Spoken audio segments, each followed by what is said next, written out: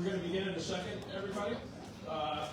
Just want to remind you, everyone's seated, so please take your seats. Please silence your cell phones. Reminder, if you have a question for Congressman Mannion, please write on your index card with your name and where you live and pass it to one of our staffers, and we'll get started here in a minute or two. Thank you.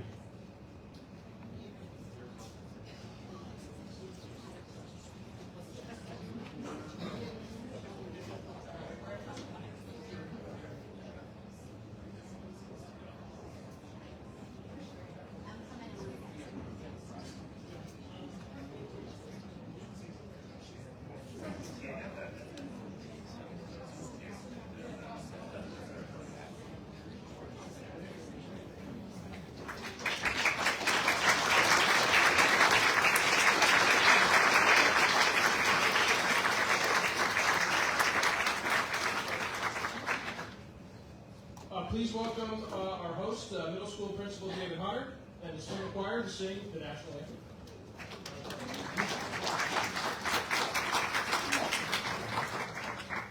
Good evening. Welcome to Chestnut Hill Middle School in Liverpool Central School District. I am DJ Hunter, the principal here at Chestnut Hill Middle School. First, I would like to acknowledge that on behalf of our school community, we're honored to host a support discussion with the Congressman John Mannion today. I would also like to acknowledge our superintendent, Brian Nolan, who helped put this together.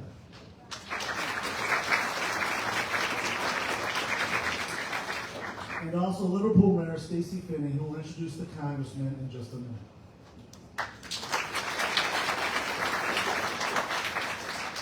I want to thank the community for being here. This is what our school is all about.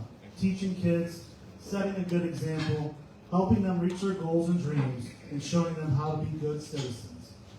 Participating in our democracy is fundamental to becoming a good citizen. So I'm hopeful that this experience is an opportunity for our kids to learn. As many of you know, Congressman Mannion was a teacher for many years, so we know he's right at home in a school environment. And just to prove that, today our 7th grade students provided 140 questions for him to answer when he has free time. So we appreciate that. And we thank you for adding an academic component to this town hall and taking a question or two from not only all of you, but from our students. I know we're looking forward to a respectful and spirited town hall with Representative Mannion. So thank you again for being here. And I now ask that you all rise for the singing of our national anthem, which will be performed by our middle school choir and Miss Betsy Hess.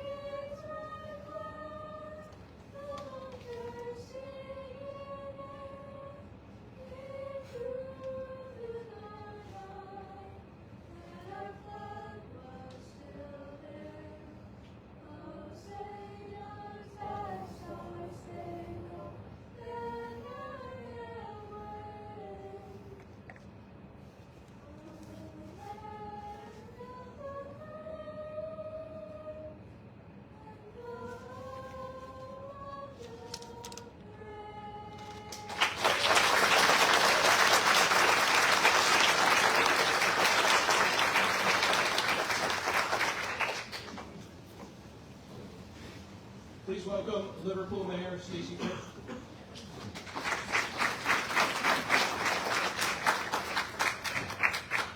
Wow, incredible. What a great way to start this evening. Thank you to everybody for coming out on such a wonderful, highly sunny day.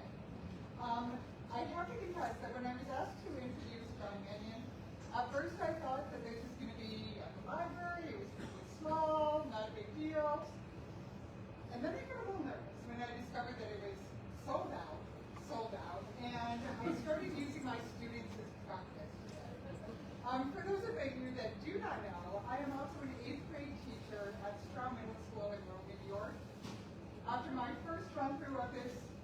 speech that I had, actually written out, my first room raised their hand and they wanted to let me know that they were extremely proud of me because John Lennon, he's like, sorry guys, did not know who you were. So, anyways, but thanks for coming out. I got to know John Mannion about 2 years ago when I was elected. At our first meeting, he shared with me a unique perspective as both elected officials and also teachers. We bring with this job a level of empathy, and I can tell you that John fights for your rights, all of your rights, each and every day. Needless to say, we are not career politicians. We understand the plight of everyday people. While in the Senate, Congressman Mannion was the founding chairman of the Disabilities Committee. There he secured the first cost of living increase for the IDD workforce in over a decade, and that is huge. As an educator, he knows that all people have value, no matter what their lot in life is, and that they deserve an adequate compensation. He also created the first airport police force in New York in over 50 years, which, by the way, just learned that, total shock to me after 9/11 that we didn't have that already. And he offered a bill that set in motion the state's flood mitigation strategy because he was a biology teacher, and helped dramatically expand the school meals program, something that is very near and dear to my heart as an educator, and that all educators know is so vital to the education of all students. I can say from experience that Congressman Mannion was, and still is, a reliable partner with local governments, securing grants for our libraries, DPW, veterans organizations, first responders, and all community organizations. On a personal note, John is father to 3 wonderful children, and his wife Jen is a teacher in the city schools, and I should point out, people think I'm a saint as a middle school teacher. Elementary school teachers are definitely the same. And we have a round of applause for Jen.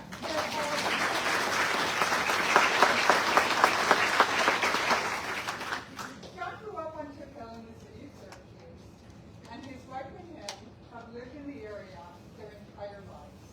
They walk the walk, and they talk the talk. Congressman Mannion is committed to the people of the 22nd Congressional District, which covers all of Onondaga County, all of Madison County, portions of Oneida, Cayuga, and Portland counties, a large and politically diverse area. I know he is looking forward to discussing a lot of important issues with you tonight. It is my honor to welcome back to Liverpool, not rock star but very much alive, Congressman John Mannion.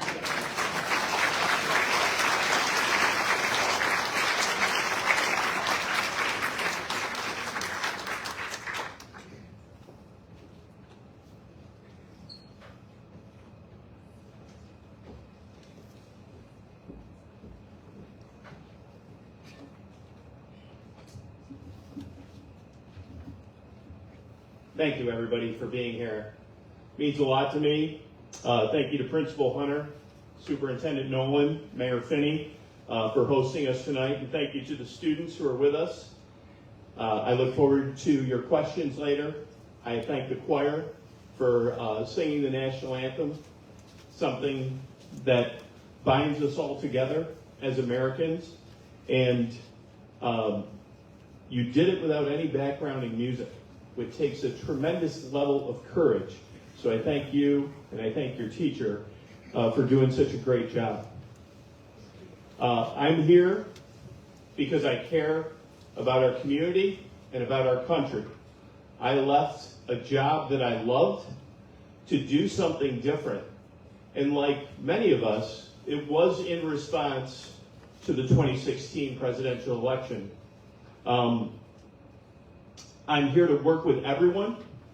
We are not going to agree on every issue. Sometimes the votes that we take are very difficult ones, and often that vote may seem like an up or down, a yes or no vote, a black or white issue, but it's often somewhere in between. And some of those pieces of legislation are honestly designed to divide us or divide within even a political party or even within a political region. But I know that when I ran for this seat and when I was in the state senate, I wanted to make sure that I was a good reflection of the district. And I've lived here my entire life, so I got a pretty good sense of where people are coming from. And I stood in a classroom in front of hundreds of kids a year, and by proxy, standing in front of their parents. And I have a good sense of where we're coming from. And again, we're not all going to agree. But I'm always here to listen, and I can tell you that from my experience in the classroom, I'm always here to tell the truth, and I'm going to tell the truth about what's happening in Washington.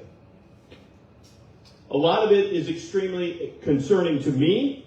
I know it's concerning to you, and concerning is not a strong enough word for many of us. But the Constitution, the rule of law, separation of powers, checks and balances, due process, our norms and our values are being tested like they never had before. Not in any of our lifetimes. Some people are scared. Some people are supportive of the administration's actions. Some people have said to me that they voted for President Trump and that they're not happy with some of the things that he's doing, but also they explained to me why they voted for him. And I do believe that we are going to persevere. We're going to persevere together. We want to make sure that we hold true to our Constitution, the rule of law, our norms, and our values, because at the end, we are all, regardless of who we support or don't support, going to have to work together. We are at a time in our country where it is more partisan, more polarized, and honestly more toxic than ever. I do not want to contribute to that toxicity, but I will tell you that when something is wrong, I'm going to speak my voice, and I believe that that is the voice, by and large, of the people of the 22nd District, because I engage frequently with those individuals. I see them at the grocery store. I see them in my office. I see them in the parks. And here we understand right from wrong. And many of these things are unprecedented and wrong.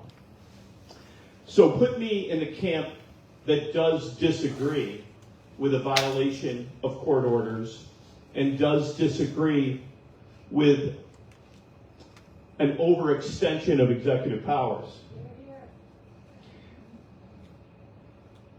Outside of what actions occur either by executive order or legislatively or a defiance of the courts, it is about conduct and character and decorum.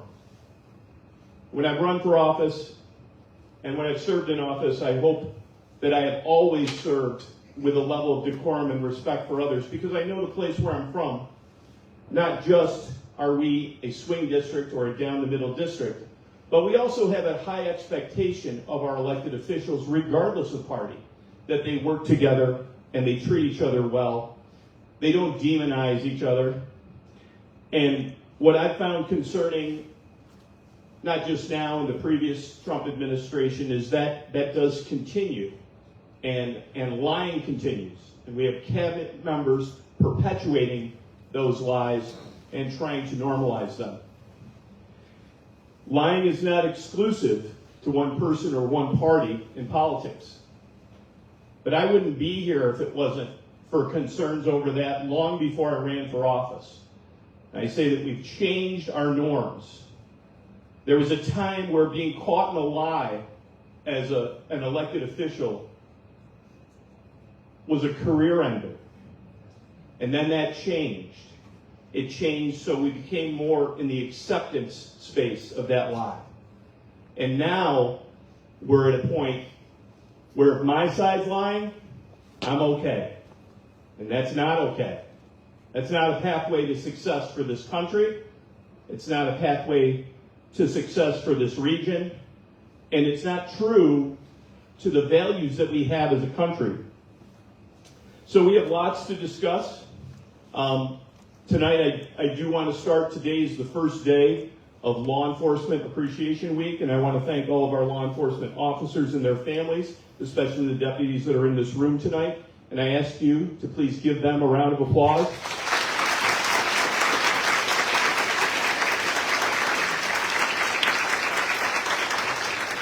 Sadly, this is a community that knows how dangerous these jobs are. And just over a year ago, Lieutenant Michael Husak and Officer Michael Jensen were ambushed and killed on Darien Drive, not far from here. Their names have been added to the Fallen Officers Memorial in Albany, acknowledged at the State Fairgrounds, and they'll be honored this week in Washington, D.C. And I ask all of us for a moment of silence in memory of service and sacrifice of Lieutenant Husak and Officer Jensen.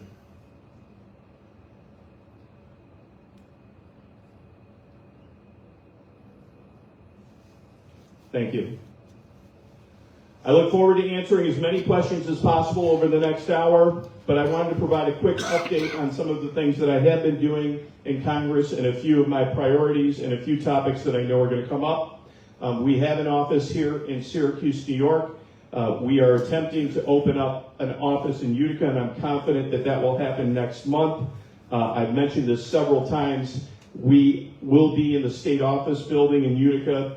The backstory is true, is with the actions of this current administration and the pausing of certain dollars being spent. Additionally, that impacted the government agency called GSA, where credit lines for that agency and the opening of new offices was paused for a period of time.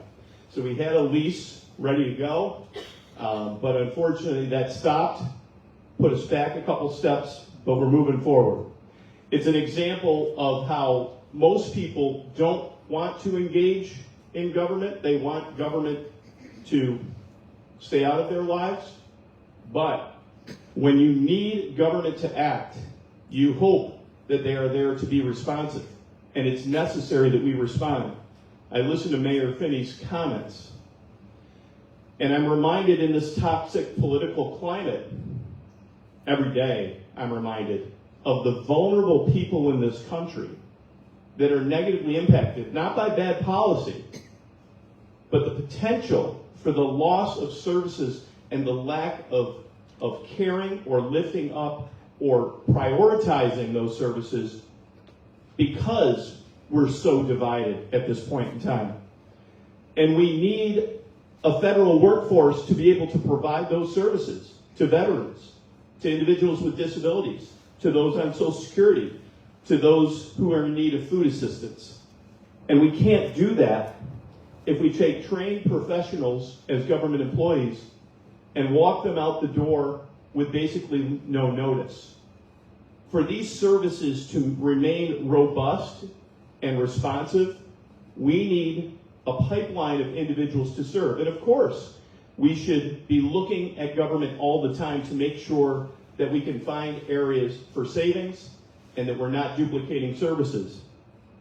But people need services from their government. And I don't know who would sign up for a federal job today. And I've seen it in the state, to attract engineers, to attract cardiologists, but also to attract every other level of government. We have to make sure that we are lifting those people up.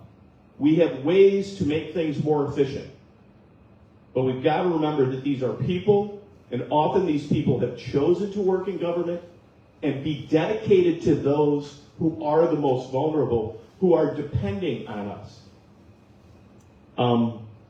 Legislatively, I've co-sponsored dozens of bills, many of them bipartisan bills, many of them with the New York delegation, including those of the other party, focused on creating good-paying jobs, driving economic development here at home.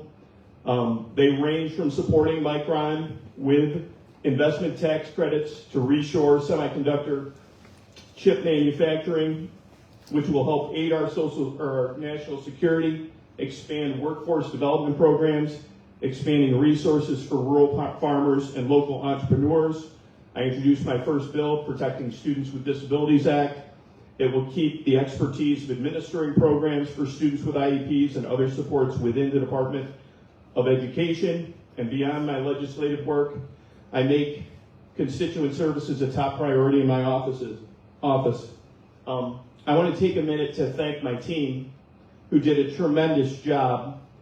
It takes hours and hours of work to set up something like this.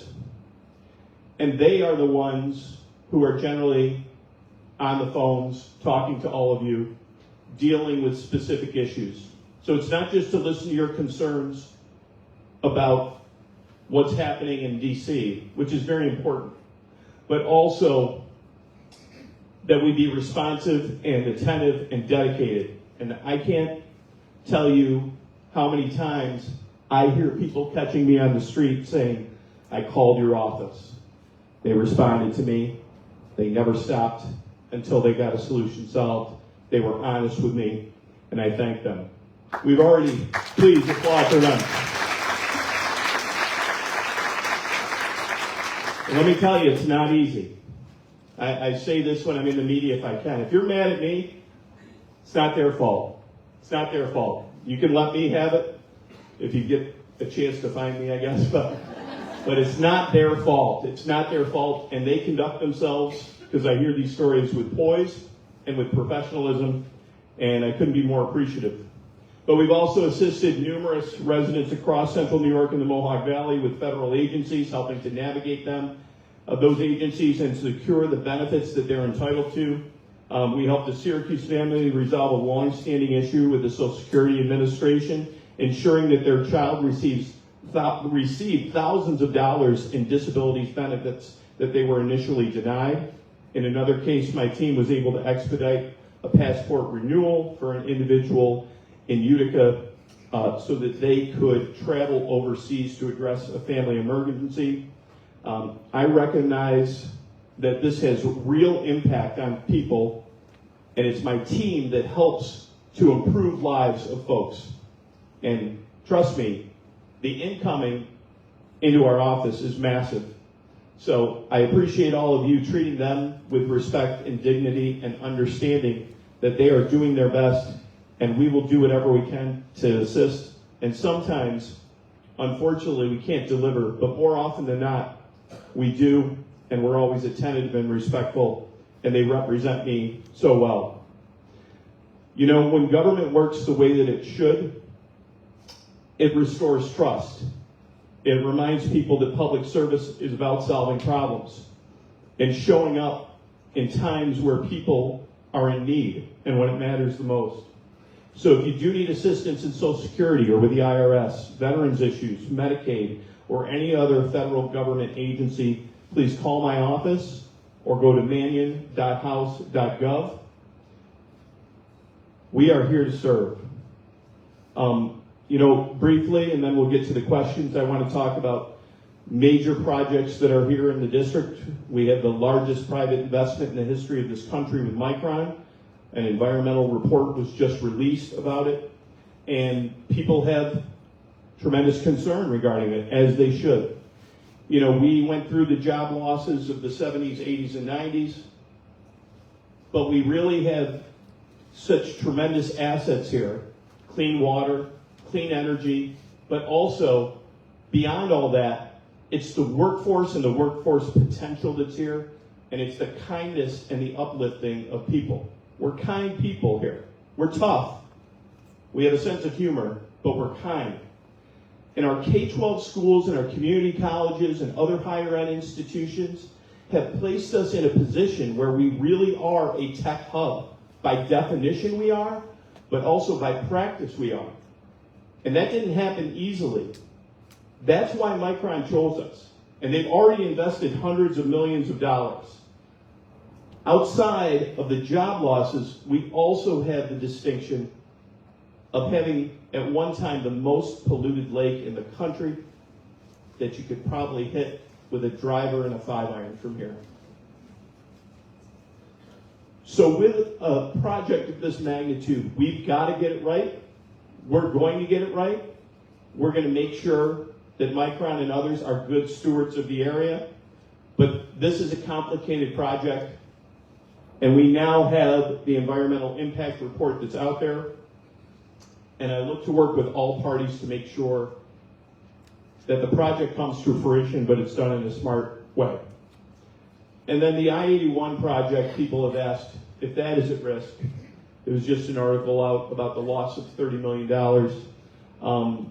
2 weeks ago, the House Transportation and Infrastructure passed a bill along party lines that would claw back these funds. It was an action, not by an executive order, but legislatively. And there were amendments offered that would prevent the loss of that $30 million that was going to the city of Syracuse.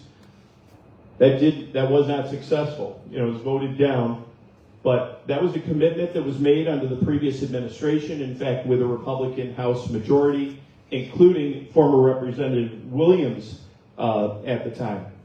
So those amendments were voted down, but the project is well on its way, and I'm confident that it will move forward. The final thing I'll say is that, we're going through a reconciliation process, meaning a budget process, and there's great concerns about the threats to SNAP. I'm on the Education Committee and Agriculture Committee, so also Pell Grant funding and student loans. There are lots of things that are these support services to help people meet their American dream and overcome any challenges they might have and have the opportunity to be whatever they want to be. A lot of information out there today, which I haven't had a chance to digest, regarding potential Medicaid cuts, and we'll be working on that tomorrow in DC. I'll continue to be briefed. But all of that is incredibly concerning to me. About a little over 30% of our district individuals are on Medicaid. It's their primary health coverage plan. And those are individuals that are veterans, they're individuals with disabilities, they're children, but they're also individuals that are working by and large. So there's a lot to digest and a lot to go over, and I appreciate you all coming out tonight. You came out because you care. You care about this country, you care about this community. And Central New York is a place where we do lift each other up. We listen to each other. I'm going to tell you, this is not an easy job, but I'm in those places, like I said, the parks and the grocery stores. People are kind to me. They don't always agree with me. Maybe they walk past me, but they're still kind. We still got it. We still got it here. There might be other places in this country where they don't. But I'll tell you, there's nothing that makes me more proud than saying, I'm from Syracuse, New York. We're super sarcastic, too, is what I'm doing. But I wasn't being sarcastic about that. I am, in these past 4 months, more partisan than I thought I was going to be. But I am more partisan because I am standing up for the rule of law. I'm standing up for the Constitution. In a classroom, you have a set of rules. It creates a calmness, creates a structure, and it creates an expectation for kids that they can understand and honestly that they need. When you lose that structure, when you break those rules, not only does it impede the path towards success, it creates doubt in the leaders and doubt in the system. We've got to have faith in the system. We've got to have faith in our leaders. But those leaders need to earn our respect and our trust. And we do that by telling the truth. So I'm here to tell the truth, and I'm here to call out the actions that are a violation of our norms, that violate the rule of law, not because I'm a member of the Democratic Party. I'm doing that because I'm an American. And it is America's future generations that must benefit from the rule of law, the Constitution, and our values and norms.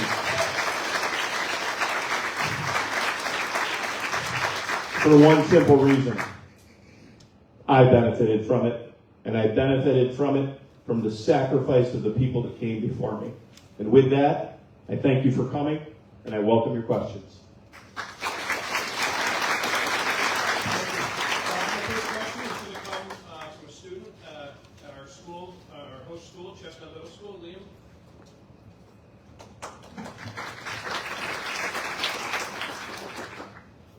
What are your thoughts on phones in schools?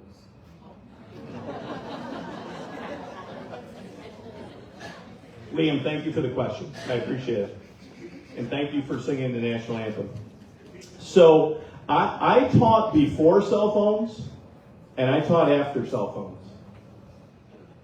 Educators out there, we'll take before.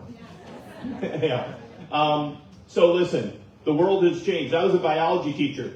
I taught, about behavioral biology, animal behavior.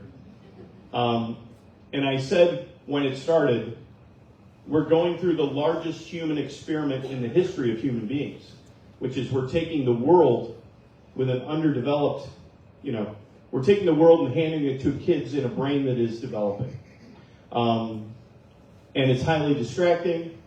I stood at East Syracuse, Manoa, one of the schools there, where a student had, a parent spoke because they had lost their son because of an algorithm that had put them in a place where they were basically being ransomed, as you can probably figure out that scenario. And within just a few hours, they lost their son. That's real. And it's the distractibility. It's an algorithm that is beyond the ability to keep up with the human brain. But, kids, I know the state just passed what they would call a bell-to-bell ban. I do support that. But I'm also a parent. And I just mentioned human behavior. We've changed our behaviors so that we're used to engaging with our kids during the day. But there was a time where we couldn't engage with our kids during the day unless we called from that landline to that school landline and talked to an adult before we got to our kid. And I think that'll be okay. I think that'll be okay. It's going to be less convenient when you want to communicate with your kid. But we're in the midst of a mental health crisis, and it took us a while to figure it out. It took us a while to get the data on that human experiment. But that human experimental data has a conclusion already, and that conclusion is it's too much. It's not good. So we're going to make a dramatic change, and it's going to be okay, but it's going to be a bit of a shift. And for the educators out there, nothing like classroom management practices, and then everybody's got a cell phone. That was a fun few years for me, let me tell you. It's not why I ran for office, to get out of it. Okay. Thank you, Liam. Our next question is from Julianne Cosino from Baldwinsville. Would you like to come up, Julianne?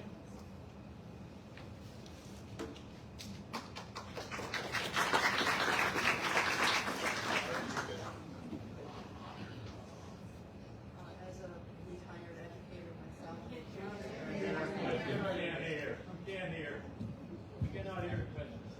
She's going to repeat. as a retired educator myself, I appreciate the time and wisdom and knowledge that you have gained at being an educator of West County and also being a president of their union there. With that being said, I want to know, are we in a constitutional crisis? And if yes, what will be done about it? And if no, what else or more does Donald Trump have to do to create one? So the question is, are we in a constitutional crisis? Yeah. My quick answer is yes. All right. By definition, the defiance of a court order is a constitutional crisis. I listened to a former president a couple months ago, who said, the United States of America, we're different. And we're different based on our Constitution and our freedoms, our protections, our liberties. But we're also different because in the grand scheme of this, we've all agreed that Congress is going to write the laws and we're going to vote on and appropriate the dollars, and the executive is going to execute the laws, but also has great powers as it relates to our international engagements, the commander-in-chief of our military. And when Congress writes a law that is unconstitutional, any American citizen can go bring it before the courts, and it can advance up to the Supreme Court or a lower court, and that court makes a decision. And when that decision is made that that law is potentially unconstitutional or that someone has violated the law,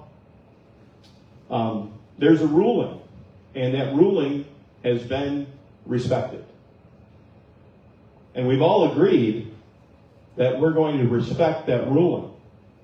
So likewise, if the executive has taken appropriated dollars from a previous Congress, including a Congress with a Republican majority in the House, and said that money is not going to go out the door, that is something that has to and can be challenged in the courts, and successfully, repeatedly, issues like that we have won. I say we have won in the courts as a result of that. But when there has been court rulings, and there already have, where the executive, this administration has said, we're not going to follow that, or they're not going to comply with information to a court, that lets you know that we have stopped agreeing to that very important norm that is written into law, but it's also just as important being written into law is that agreement that we are all going to play a role in the co-equal branches of government. And yes, the legislature may get aggressive, and yes, the courts might, and yes, at this time, the executive might. And that is where it is the job of the courts and Congress to reassert their authority. So we are at a time, again, I don't want to stand up here and be partisan, but where it's clear and obvious that the president is over-asserting his executive powers, that is when Congress, like they did in the first Trump administration, with a Republican majority in the House and the Senate, did not just allow the administration to continue to do whatever they wanted to do. They can step in and say, we should hold a hearing. We should make sure that this person who is a special government agent like Elon Musk is, who has multiple conflicts of interest, business with this government, business with the Chinese government, multiple pending investigations from OSHA and the National Labor Relations Board, that he should have to sit, and others, in a congressional hearing and testify under oath. That is what should be done.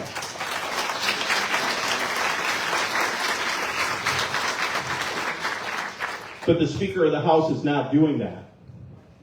And there is not enough, in certain situations, resistance from the other side to pressure him to do so. Now, I commend Republicans who have come out and expressed their position on issues that are the opposite of the president's, when appropriate, when they believe that. If they don't believe it, I don't want them to come out and oppose it. But when they've seen violations of the rule of law or an overextension of executive powers, and they have expressed that, that's what we need. That is what has kept us the United States of America for as long as we have. And that's what we need to happen now. And people often ask me, where is the line? Well, I thought the line was 3 months ago. I thought it was 3 months ago on different things.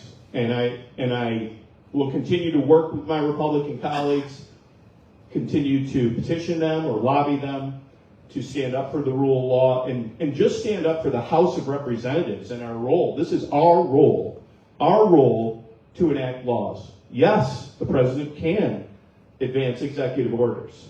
He can. But he is taking the responsibility for those executive orders that could be backed up with legislation and are often in defiance of legislation, And that's not okay. That's not okay. It violates the rule of law, and it violates the co-equal branches of government that we need. We need that. Constitution was written so that that could not happen, regardless of who's in charge, which political party, even if they're all in the majority. You still have to stand up and call them to task, whether it is a hearing, whether it is new legislation, whether it is a press conference, to say that's our job. Thank you. Our next question comes from Kathy Hall from East Syracuse regarding Social Security. Kathy?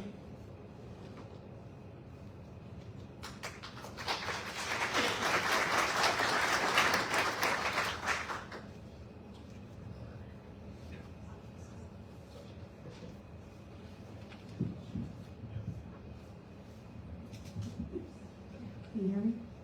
Okay. Okay, Jen, I'm 67, and I retired and a few years ago, but then I got another job. So I have not applied for my Social Security, okay? And I'm going to wait till I want to retire when I'm ready again. And maybe possibly 70, okay? Because I have not applied for my Social Security, am I not going to be able to get it? Or be grandfathered in or whatever? Am I just going to totally lose it because of this Trump administration? Well, first of all, my answer to you is I am here to defend Social Security to the end of my term in office. I can tell you that. And the people in this, when people hear, this goes back to my starting statement about the truth, right? So we have heard the statements, as soon as I saw it, my hair was on fire, that it's a Ponzi scheme, it's a scam. That's sowing doubt. That's designed to sow doubt in the system. And here's the thing about Social Security. We should have bit the bullet 30 years ago and made changes to Social Security so that it would be sustainable. One of those changes, it's a piece of legislation that I'm supportive of, has to do with right now, if you are paying in and not collecting, you're probably paying in 6.2% of your income into Social Security. That's your Social Security. It's my Social Security. It's a benefit that was created. I said the word benefit, but it's an earned benefit. It's earned because you paid into the system. You made a commitment to not just you and me, but the vulnerable people we're talking about in this country, that it serves as a safety net for income. Sometimes those vulnerable people are older people who can't work. It provides a base so that they can live their lives with dignity. So when we're sowing doubt into the system, including, I was in the room, the President of the United States talking about the millions of people that are 120 years old. It's not true. Can't do that. I mean, so I think, what we're going to have to do is we're going to have to get it right. An easy way to get Social Security right is when you hit that threshold of about $170,000, that's the cap. So people who earn more than that, they are not continuing to pay in. So their percentage that they pay into Social Security is much lower than the 6.2 that we pay. And again, that doesn't just fix it, but it does significantly improve it to a point where we can make it work. So I'm here to defend Social Security. I'm certainly not a financial advisor. Was it Kathy? And I'm not going to tell you when you should take it or not. But I'm going to tell you that people across this country, Republicans, Democrats, independent, red areas, blue areas, all over the place, they understand. I mean, where was the line? For a lot of people, the line was, I think they're going to take away my Social Security, and what's that going to do to me? So we can't have that.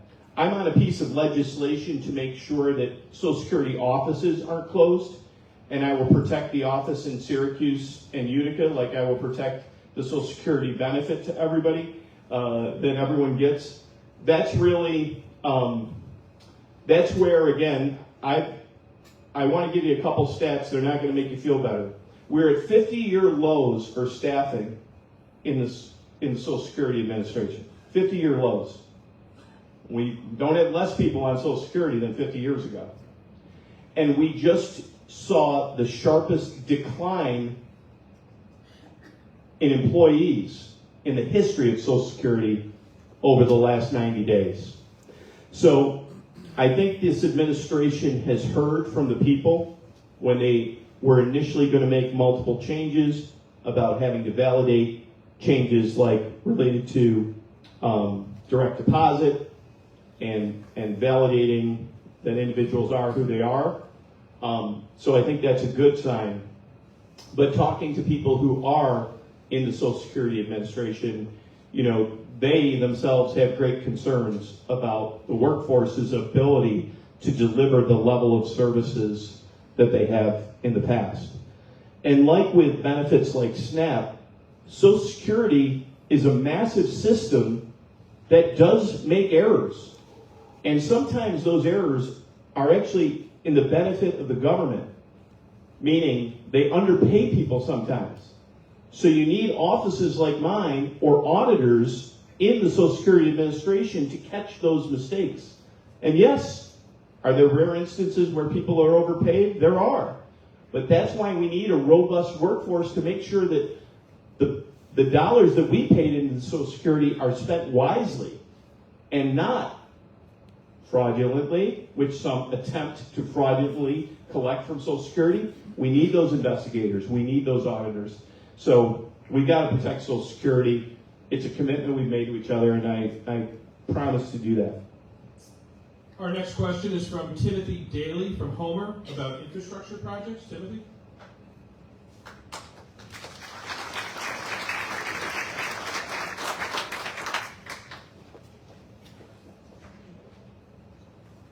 Good afternoon. What I wanted to do was ask what can be done to ensure that bipartisan legislation for infrastructure projects funding does not get rescinded from us. Yeah. Thank you for the question, Tim. So first of all, we saw legislation pass in the last administration, like the IRA, like CHIPS and Science. That was legislation that passed and was signed into law. And, a place like here in central New York, we're old. We've been around for a while. We got old wastewater systems. We got old water systems. We certainly have older roads and bridges, and they need constant maintenance. So it's a commitment to our future that we have to protect. So when some of those appropriated dollars were going to be rescinded, that's very dangerous. There are projects related to energy. We need more energy. We can make an argument about drilling for more oil or creating hydrogen fuel cells. A project in Messina, New York was canceled as a result of that. A critical energy infrastructure project. So listen, I mentioned at the beginning legislation can be boring, but it wasn't done by executive order. It was done through the legislative process, signed into law, and a commitment to making sure that we improve the infrastructure of the area. We need to do that. We need to look forward. I'm going to go forward. And on the energy space, I kind of went down this road. But we're going to need 40% more energy in 50 years or less than we're using now.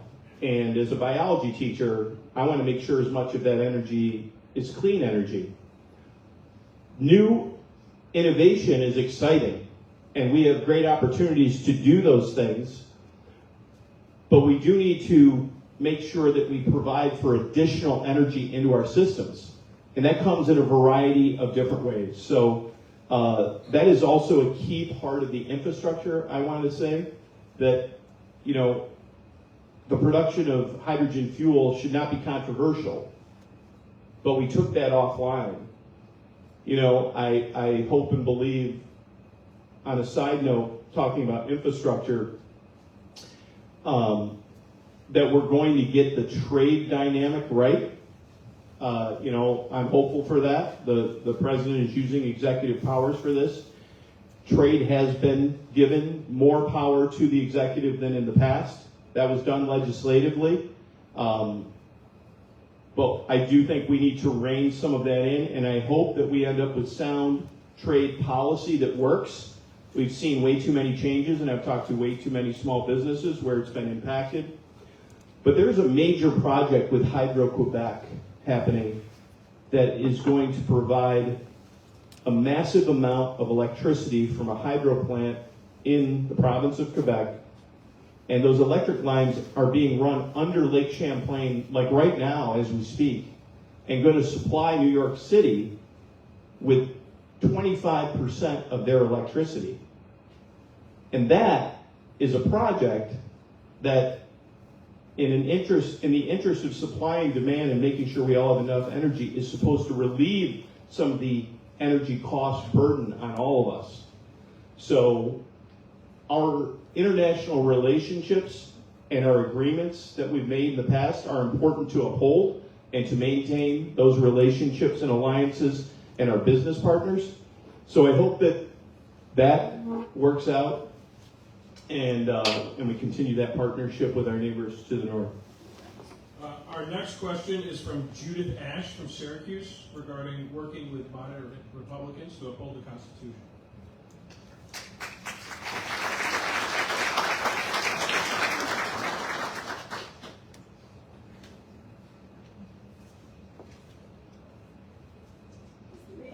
Hello.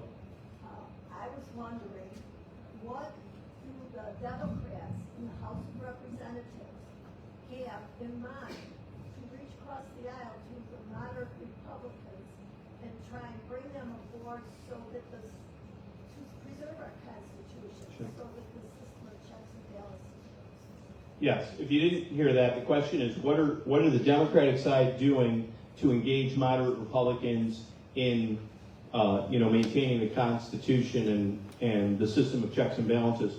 So I want to say this. For me, it's not exclusive to moderate Republicans. It includes conservative Republicans.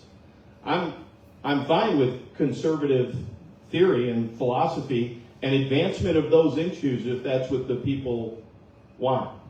But I don't think the people want a violation of the rule of law. And I say I don't think. I know they don't.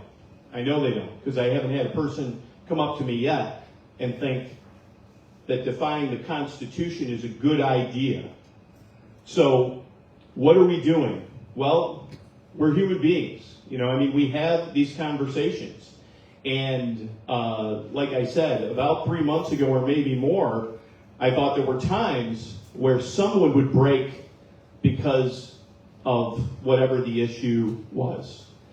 One of the first things that happened in with an executive order was the firing of 17 inspector generals, And that is, again, I'm not a social studies teacher. I was a science teacher.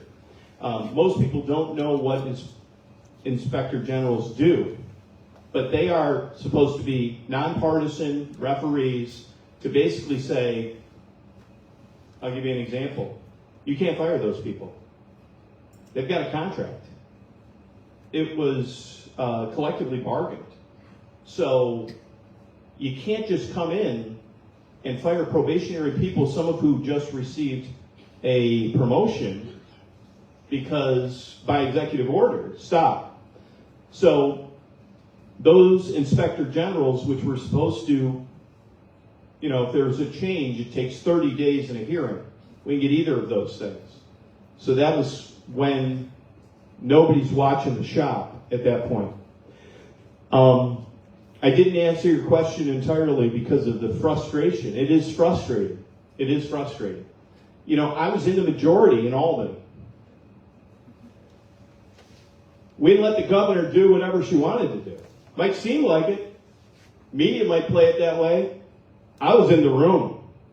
Here I am from upstate New York, Syracuse, New York, and there's a lot of diversity in the Democratic caucus in the state Senate in New York State.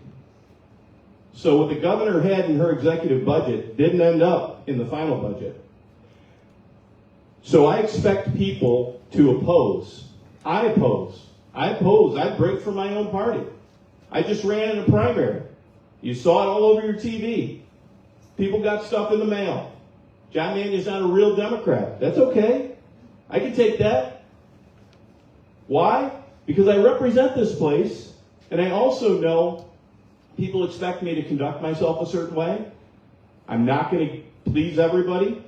I couldn't please 24 kids in a classroom all the time either. But this is bad. The lack of opposition within the party against the president is something that after these 4 months or so, we've all had the pit in the stomach. If when the first few things happen, and we're waiting for that, and then it didn't come. It didn't come. It hasn't come in mass, and it has to. It has to. Do I have faith that it will happen? I do. I would be fine if the president said, "I'm never going to defy another court order. I was wrong. I wish I hadn't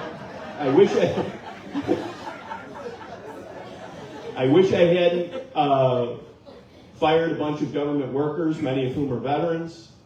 That was wrong." But I don't think that's going to happen, right? That's why you're laughing at me. I got it.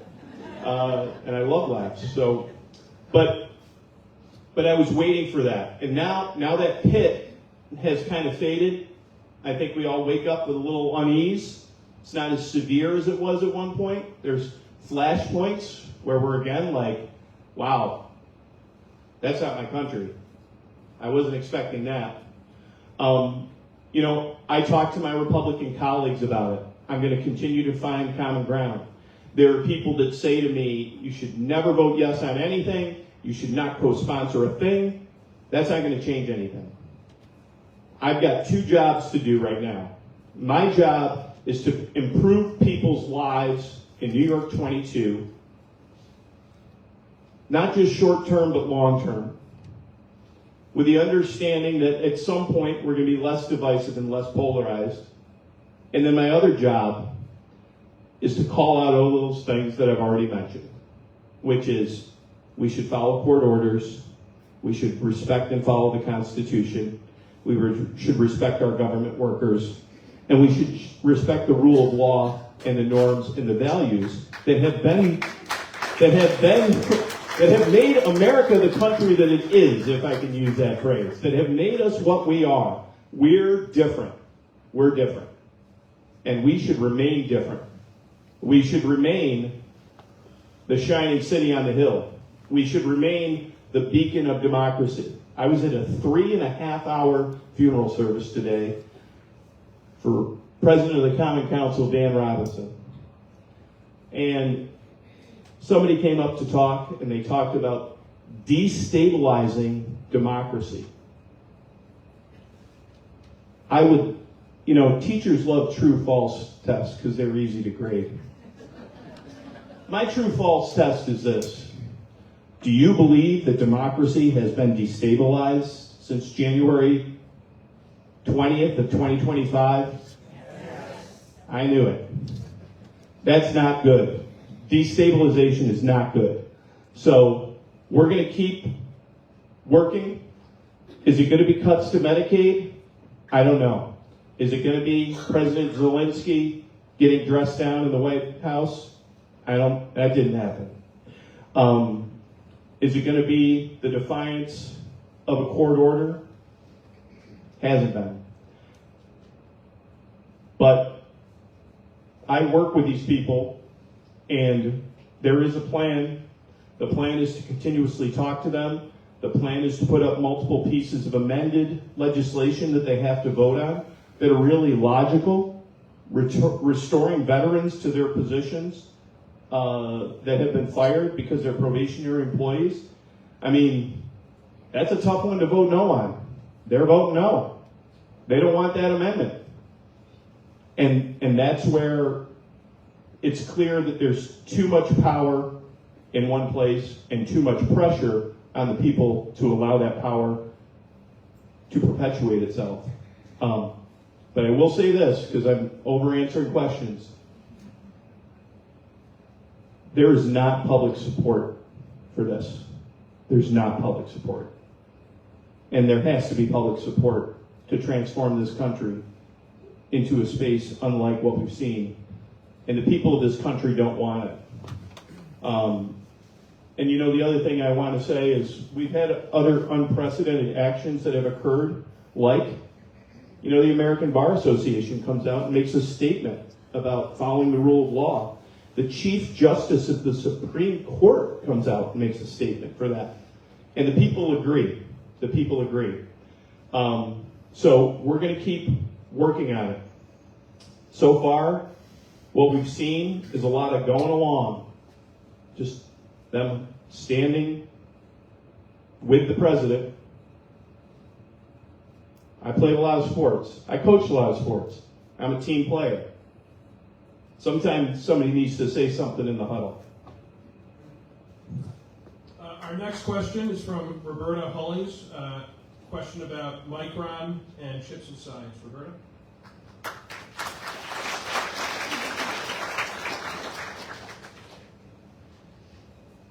Thank you for being here, Mr. Mannion. My question is, you kind of sort of have alluded to it. Yeah.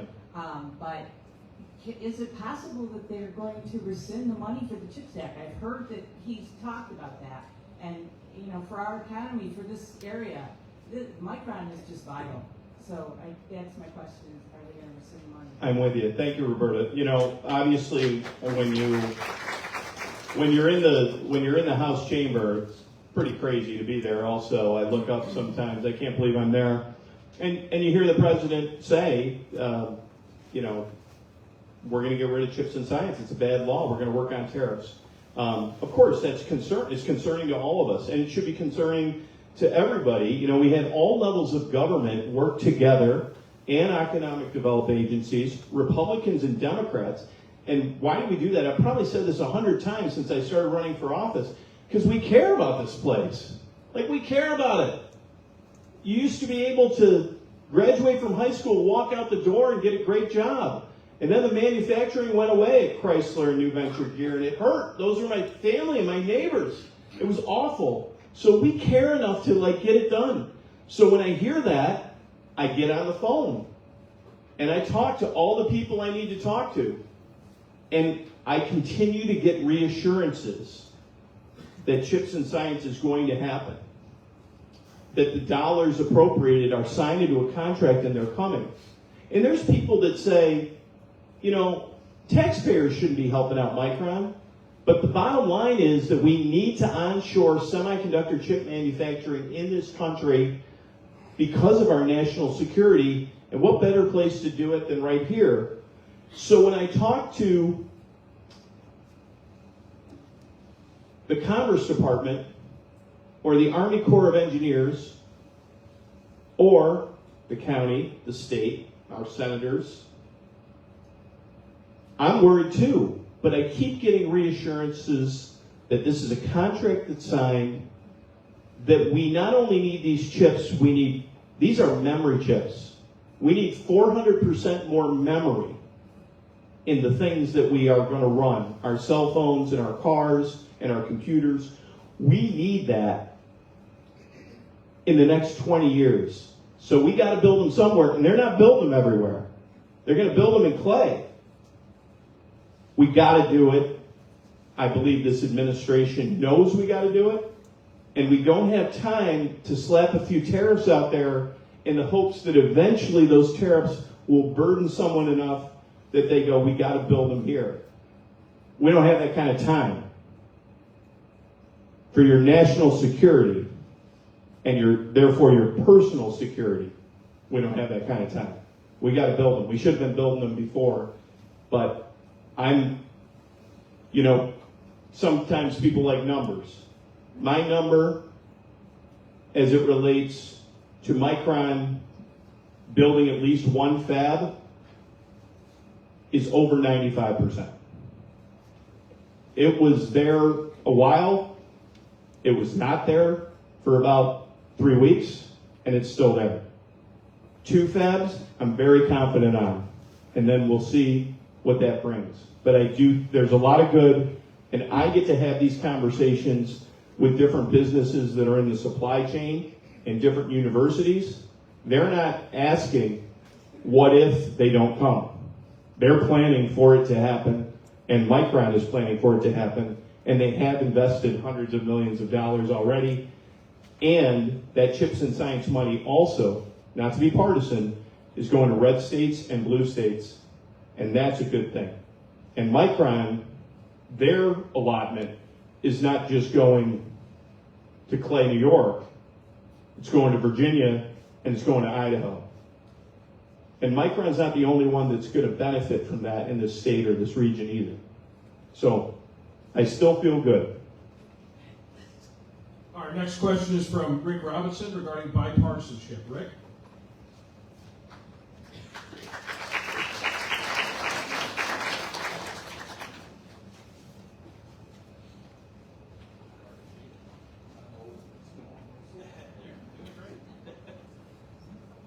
My question is, can you hear me?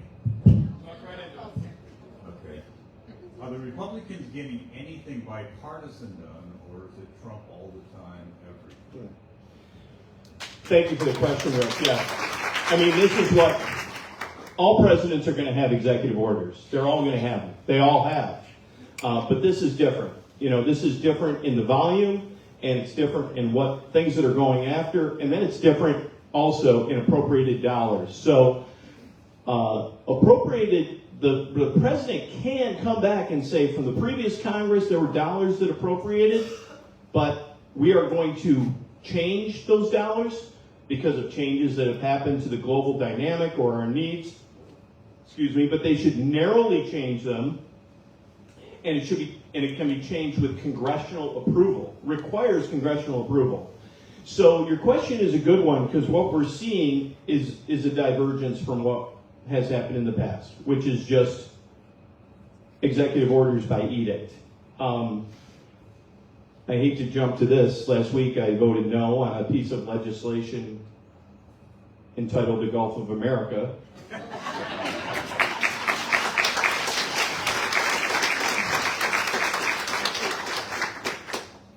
I was going to call the village mayor of Mexico, New York, and see how they felt. But we are not passing a ton of legislation, but there is legislation that is passing. Some of it is non-controversial that people don't know about, and it has to do with things that are very reasonable, and things like veterans benefits or veterans access to certain things. It's not only exclusive to veterans, but there's really a lot that is being done. But transformational stuff, there's not a lot of that. And, what you're seeing, by and large, with a few exceptions, are things that are happening because of executive order, not because of legislation. The first votes of the week are usually a couple votes on non-controversial items, which I have supported, and they get bipartisan support. But this week, I'll speak to I think last week I was, I'm there for an entire week, and outside of votes that happen in committee, I think I voted on either 2 or 3 bills last week. So there's not a lot of legislation happening. We hear a lot about Trump's agenda.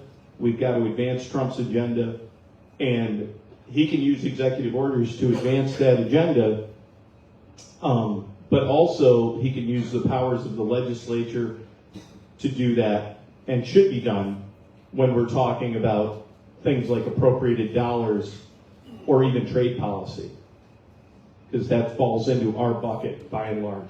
So, I'm trying to give the benefit of the doubt here, I think you hear, but substantive things are mostly happening by executive order. And by substantive doesn't mean I agree, but it's just what's happening. Congressman and audience, we have time for about 2 more questions. And the next one's going to be from Jean Sokolowski from Liverpool regarding cuts to Medicaid and Medicare and how that may impact her son.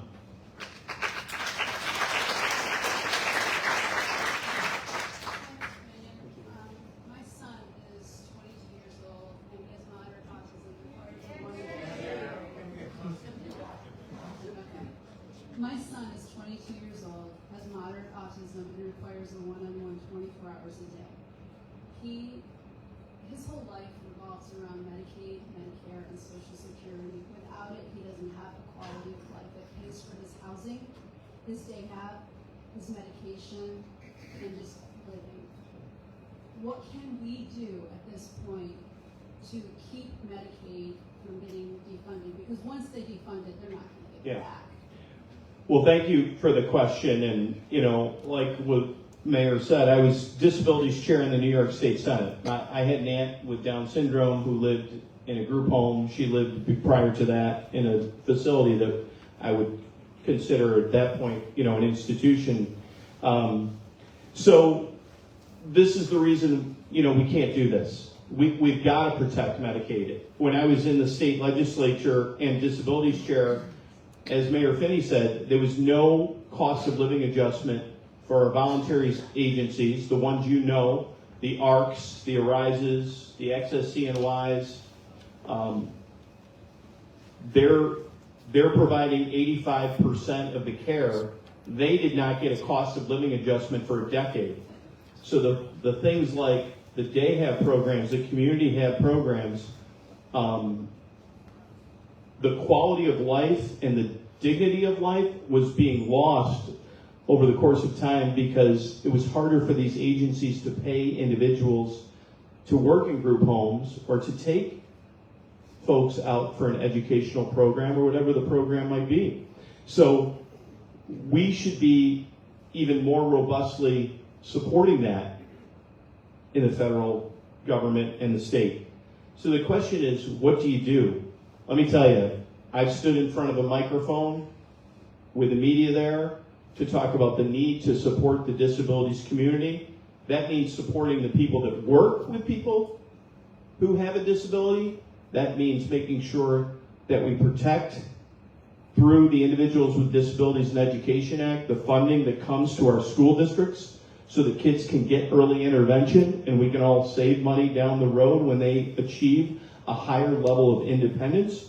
So it is to tell the truth about the importance of housing, of employment opportunities, of the workforce, of the interventions that happen with individuals, and that includes saying it to the media.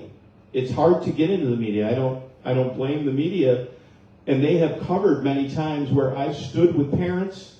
They've gone to events, different walks or different rallies in support of that. I would stand with you. I would share your story on social media and ask networks of advocates of people with disabilities to share that story. You can move a mountain.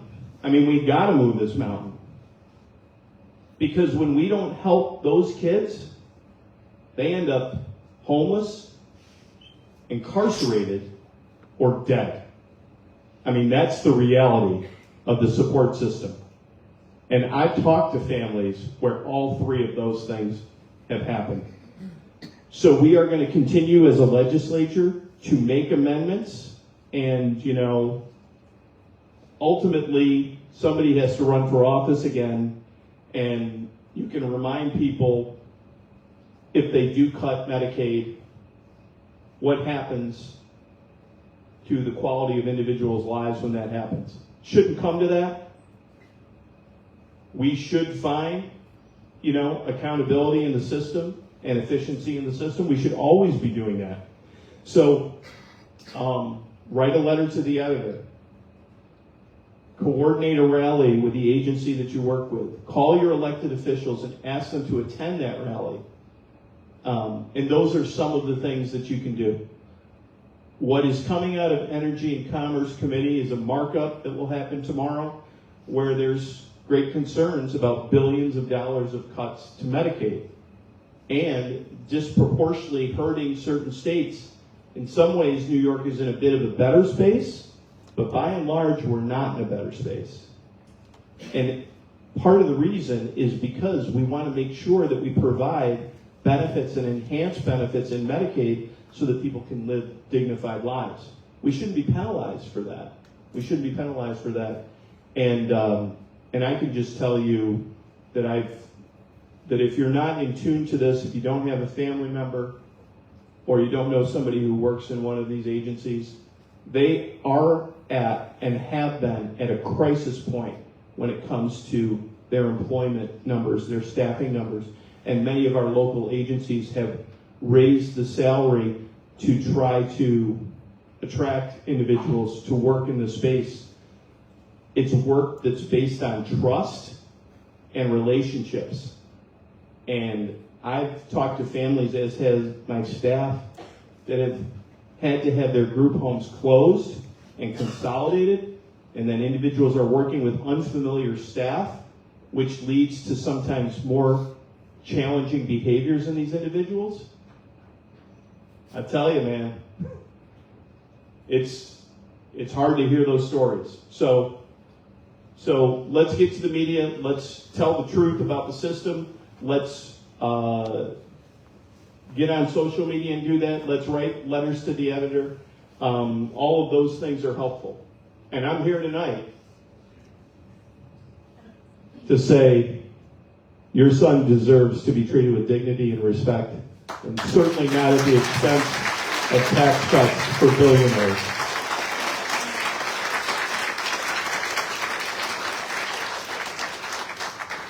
Our final question of the night is going to go to Deb Bojarski about how we can restore some civility and respectability towards each other in government. I just want to say I'm appreciative to the voters in this district for electing a Democrat to Congress finally. I'm grateful also. Thank you. And every morning I wake up with extreme anxiety before I turn the news on because there's always something more awful happening day to day. And so how do we stop this runaway train called this Trump administration and return to behaving respectfully towards government employees, migrants, and those not of the billionaire class, of which I am one. And that's basically my question. I mean, I have to say this. We're supposed to be the good guys. You know, we're supposed to be the folks on the white horse and the white hat. We're supposed to be the leaders and set the example.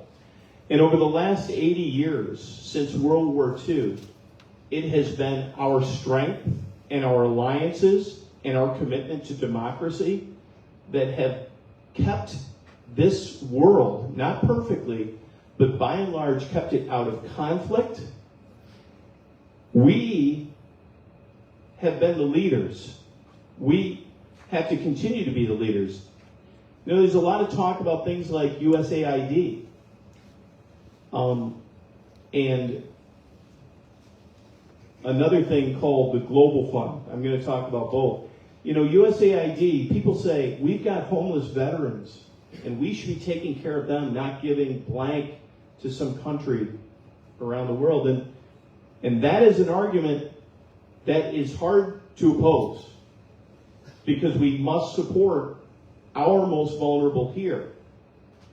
But also what has been in this country's best interests is to make sure that in areas of the world that are very unstable, that we do provide health care and education, and yes, soft power, so that other countries, some of our adversaries, do not take advantage of those situations.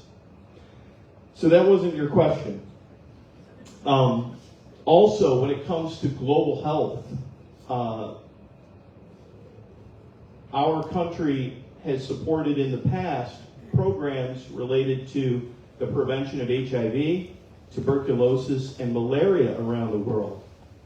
And we do that altruistically, but we also do it for our own self-interest, so that we do not have high rates of all of those things. And by and large, that investment has paid 100-fold in the health of the people of this country.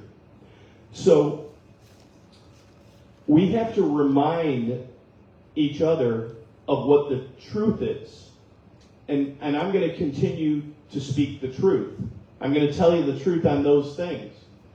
Now somebody could snip that and say John Mannion wants to support the healthcare and education of a country halfway around the world before he wants to help homeless veterans, and that's simply not true. It's not true for anyone. No elected official would agree to that. But budgets are about priorities. So we have to do our best collectively to remind each other of those priorities. I'm constantly doing 3 things every day. The moment I wake up in the morning to the moment I fall asleep, and my wife will tell you, also sometimes in my sleep.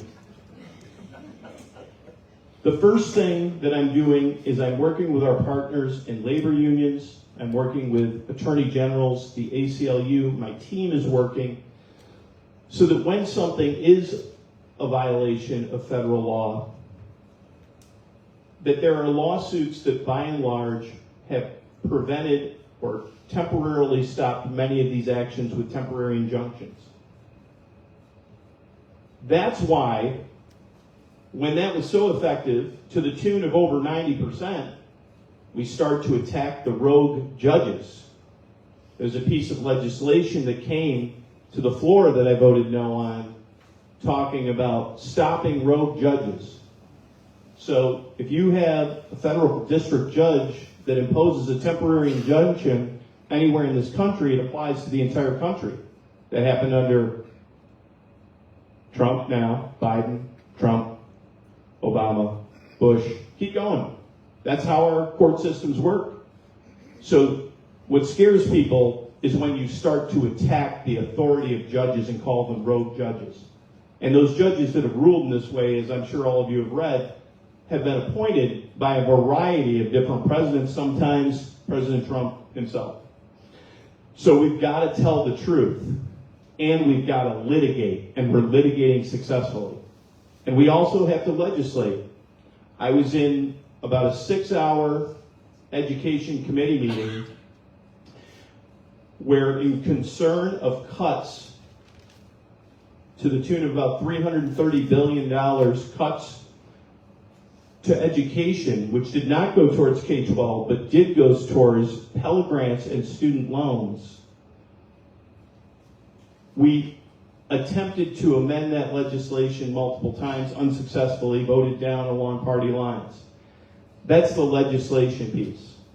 It's hard for the minority party to get a piece of legislation to the floor, and it's even harder to do it in these past 4 months. It's not happening.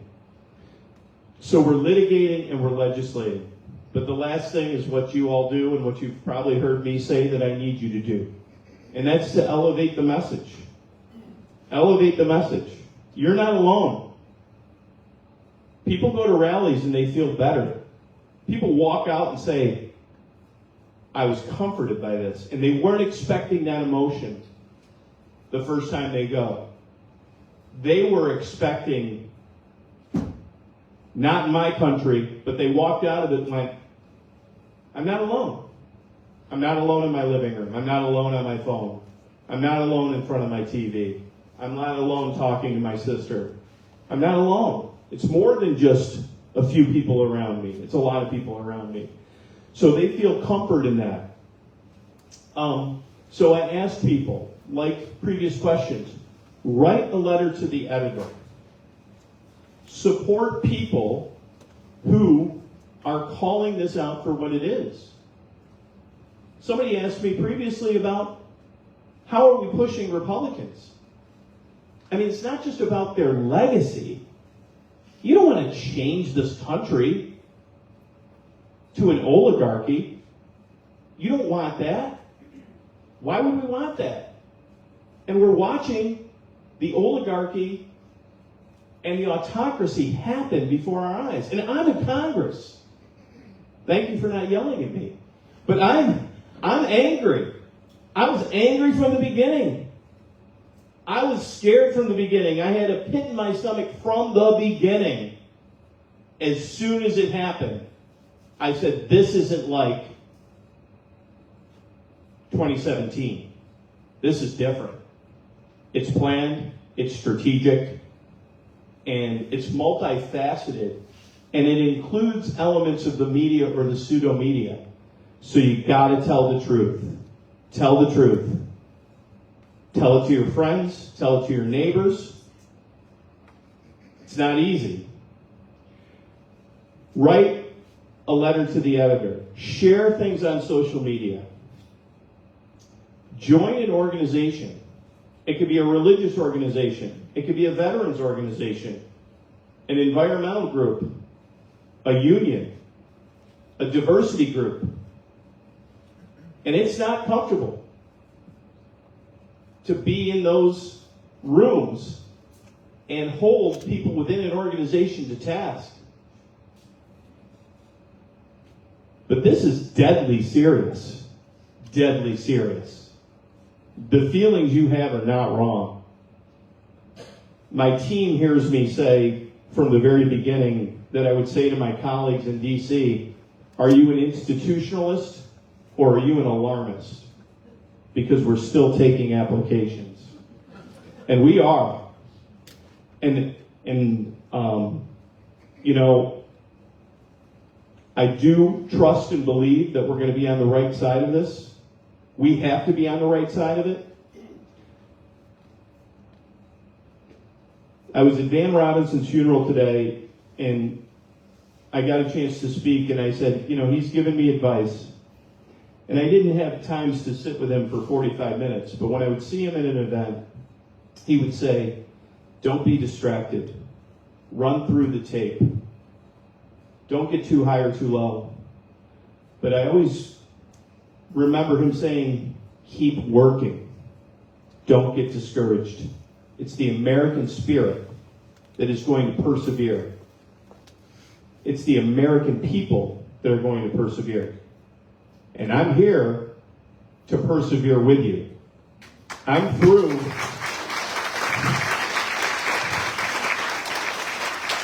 I was through the stages of grief like that. So here we go.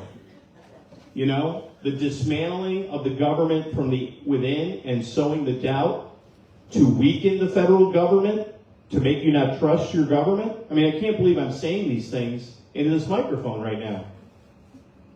I didn't get in this business thinking I was going to have to defend democracy and the rule of law, but here's where I am. And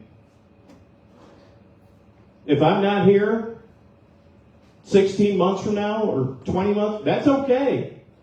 That's okay if we follow the Constitution and we have co-equal branches of government. That's all right with me. I don't care about my reputation. I don't care about re-election. I care about this country. And what do I care about this country? My kids. My kids. Your kids. Your kids. So, folks are in certain camps. Hair on fire. We're in trouble. People who are disengaged and don't understand what's happening. Supporters of the president who think this is the greatest thing possible, that we need a shakeup. He's the only one that can change it. And then we've got the group that we're all working on. And they're already coming to me. It's the folks that said, John, I voted for Donald Trump, and here's why I voted for him. But I don't like that he's not supporting democracies, and I don't like that he's defending Vladimir Putin, and I don't like the chaos of tariffs, and I don't like threats to Medicaid and Social Security. I don't like those things. You shake that person's hand, and you call that person a patriot, and you say, I am here for you, man, because we're going to save this country together. And we're gonna.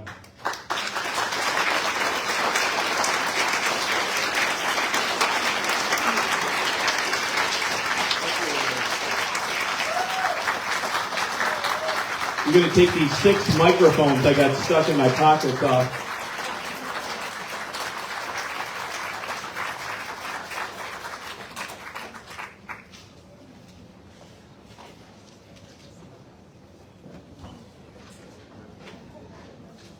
Thank you. Thank you for everyone for coming out to this big discussion. If you need follow-up with the Congressman's office, please go to mannion.house.com or call his team at 315-233-4333. There's literature at the back. The Congressman will be holding future town halls. And he encourages you to stay up to date by following him on social media and signing up for his newsletter. Get home safe. Thank you for coming.